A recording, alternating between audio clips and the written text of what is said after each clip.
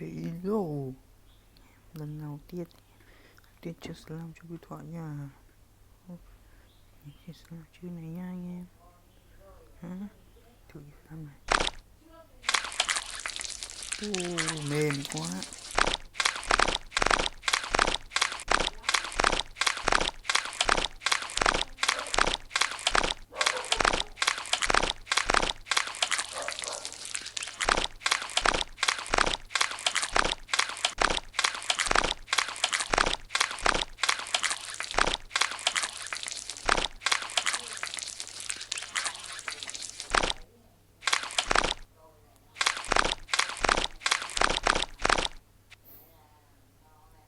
Có thể chơi tiền trên này, có thể mua đồ này, có thể bấm cốc dấu cộng này, bấm chọn này, cái quấy lên, chọn cái quấy lên cho mình nha, xong rồi chọn màu cái màu xanh nha, nó trộn lên, thả một con chó vào. Cái gì ra học là tên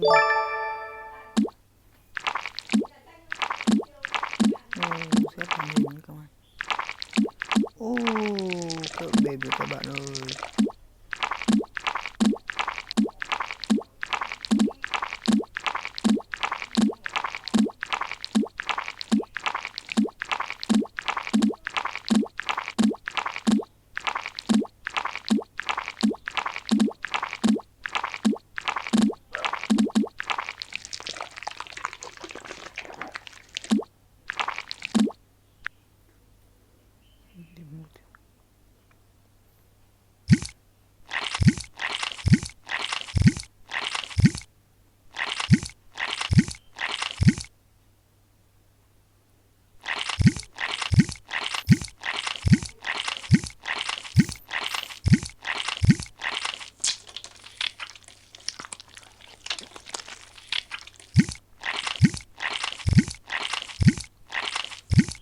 Trước cái chơi là nó sẽ tính tiền bên cái trái này các bạn.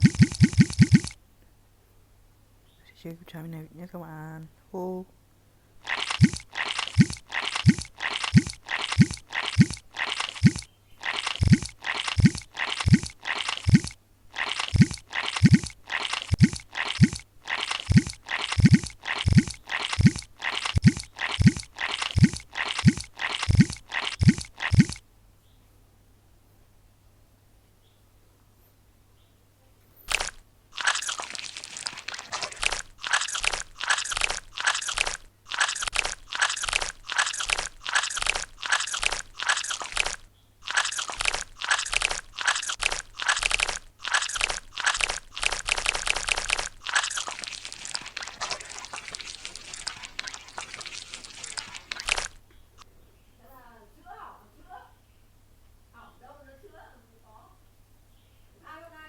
Các bạn muốn mở khóa có thể mua một khoản tiền hoặc là xem free nha.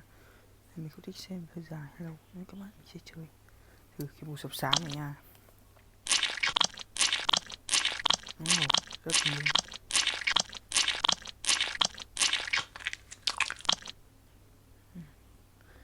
Thời gian chơi rất là hay. Rồi, tạm biệt các bạn nhé.